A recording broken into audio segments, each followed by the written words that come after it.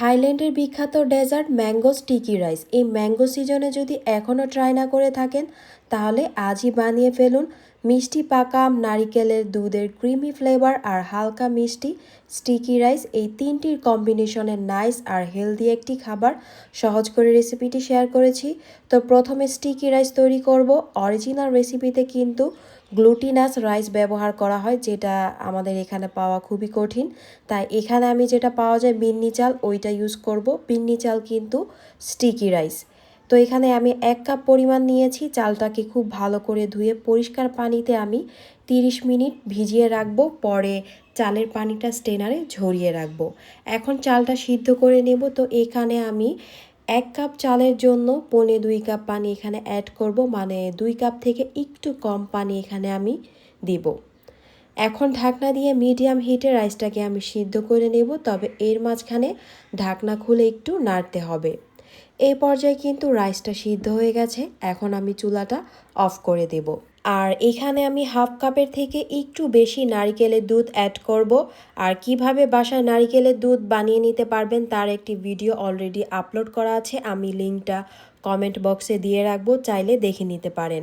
আরও দিয়ে দেব 1/3 কাপ চিনি। নেড়ে চেড়ে সমস্ত কিছু মিক্স করে নেব। রাইসটা কিন্তু গরম আছে, রাইসের গরম ভাপে চিনিটা গলে যাবে। এখন ঠান্ডা করে নেব।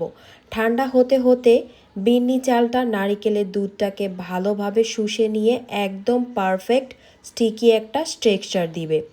এখন স্পেশাল একটি সস বানাবো। তো পাত্রের মধ্যে দিয়ে দিচ্ছি 2 কাপ পরিমাণ কোকোনাট মিল্ক, 1/3 কাপ চিনি, 1/4 চা চামচ লবণ, 1 টেবিল চামচের মতো কর্নফ্লাওয়ার। সমস্ত কিছু খুব ভালো করে আমি মিক্স করে তারপর চুলাটাকে অন করে দেব। এরপর একটু পরপর নাড়তে থাকবো। আস্তে আস্তে দেখবেন এটা ঘন হয়ে আসছে। আর আমি 7 থেকে 8 মিনিট এটা জাল করে নেব।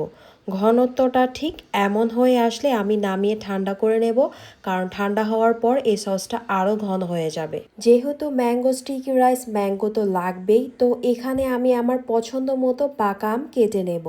এখানে দেখুন রাইসটা ঠান্ডা হওয়ার পর নারিকেলের দুধটা কিন্তু পুরোপুরিভাবে শুষে গেছে।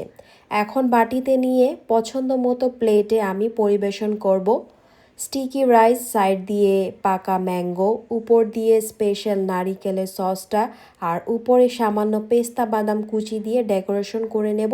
এখানে আপনাদের পছন্দ মতো প্লেটটা সাজিয়ে নেবেন। এই ডেজার্টটি ঠান্ডা ঠান্ডা খেতে কিন্তু অসম্ভব মজার লাগে। ফ্রেশ আর হেলদি, এক কথায় অসাধারণ একটি ডেজার্ট।